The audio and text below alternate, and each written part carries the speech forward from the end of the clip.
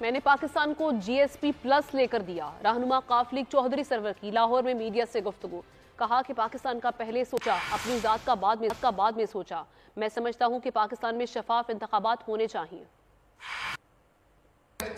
Europe 4 دفعہ گیا اور پاکستان کو GSP پلس لے کے دیا۔ اپنی ذات کا بعد میں سوچا، پاکستان کا اور پاکستان کے عوام کا جو ہے پہلے سوچا۔ پاکستان کے عوام کے مستقبل کے لیے بہت ضروری ہے کہ ہمارے ملک میں صاف اور شفاف الیکشن ہو، اور میں وہ شخص ہوں جس کے دنیا کے ہر کونے میں پاکستانیوں سے نہیں بین الاقوامی پولیٹیشین سے کانٹیکٹ ہیں۔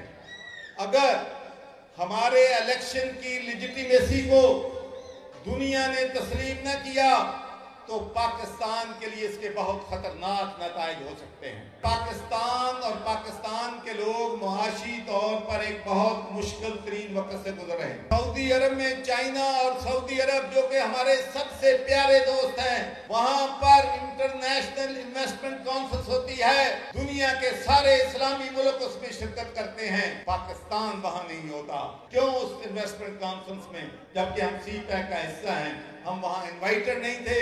اگر انوائٹڈ تھے تو وہاں ہم گئے کیوں نہیں ہیں؟ تو میرے بھائیوں، جو بھیک مانگتے ہیں ان کی حالت یہی ہوتی ہے۔ بات کریں گے لوڈ شیڈنگ کی۔ ملک میں بجلی کی شدید قلت، لوڈ شیڈنگ کا دورانیہ شہروں میں 10 اور دیہی علاقوں میں 14